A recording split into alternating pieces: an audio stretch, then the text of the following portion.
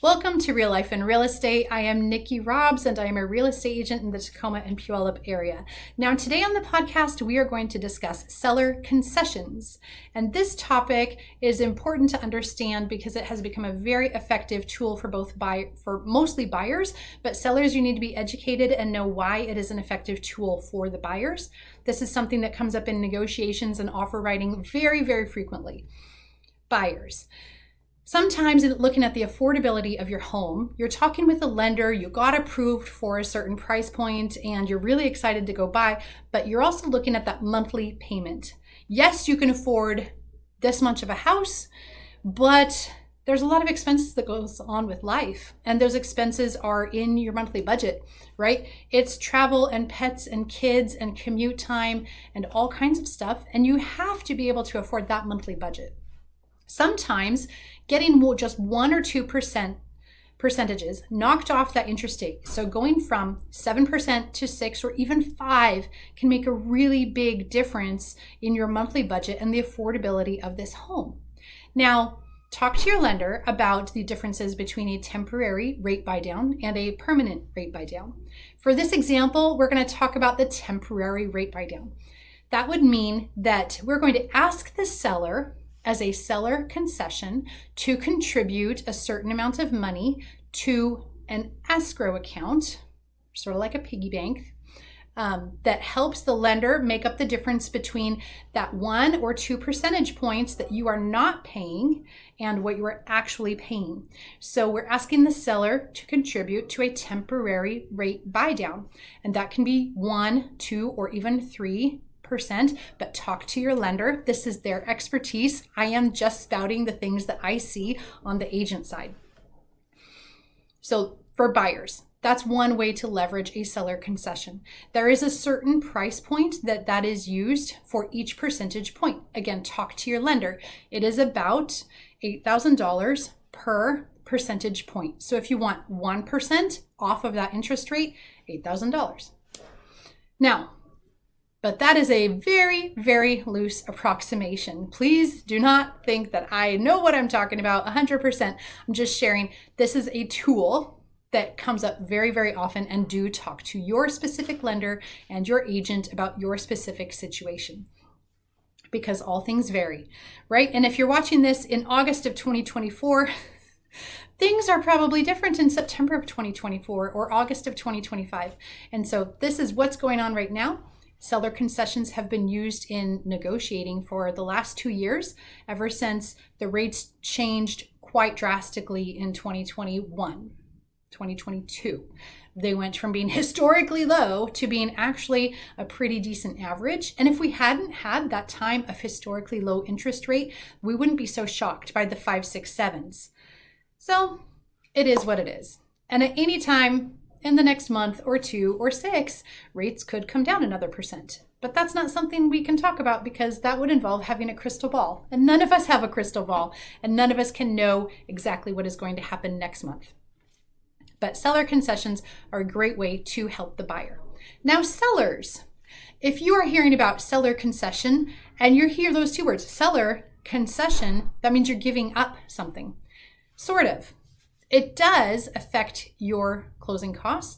It goes from the profit, right? The extra part that is not your mortgage, it's not the commission, it's not the taxes. It is a chunk of the money, the profit of the sale of your home that goes into, in this case, an escrow account that then gets used by the buyer. So your closing costs would reflect that. So when we're looking at the big long list of potential closing costs, and I will show you on a worksheet. It's called the Seller's Net worksheet. I can show you exactly how that gets played out at $8,000, $10,000, or $20,000 in seller concessions. It ends up being a credit to the buyer, and it goes into an escrow account that the buyer doesn't touch, but makes up that difference between what the buyer is actually paying for the house and what the lender is under contract for. So it doesn't sound really fun, seller concession, but here's another thing is that sometimes we use the term seller credit for carpet, new roof, air conditioning, countertops, things that we know aren't in top-notch condition, but really aren't the priority of the seller to have fixed before selling the house. And one of the reasons is that carpet can actually be a huge disruption to put all new carpet in the house when they're having to live in it and have it ready to sell at the same time. So you might see words like carpet allowance or roof allowance. And it is similar to a seller concession because it does get taken out of the profit of the house. And if you write the contract well, it goes into an escrow account where the roofer or the flooring expert would get paid out of that escrow account. Otherwise, it just becomes a credit to the buyer, and then that sort of knocks down their closing costs. The other thing we can use seller concession for is to go toward the buyer's closing costs. It doesn't have to go to a temporary rate buy down. It doesn't have to go for a credit to repair certain things on the house that we already know might be a sticking point. It can actually go toward the buyer's closing costs, and that can help. There's so many buyers who are really, really well qualified to buy the house, but all of the fees getting into the house sometimes can be not prohibitive, but they can add up to a lot very, very quickly. And when we're already utilizing down payment assistance and zero down programs, or maybe they are a VA buyer, then having the seller help with the closing costs of the buyer can make a huge difference. These are all different things that come up when we're talking about seller concessions. Now, as of August, and you may have heard from your agent friends or your lender friends that sellers are not required to pay the buyer's agent. Yeah, I know this is a whole nother topic, and I will get into it at another time.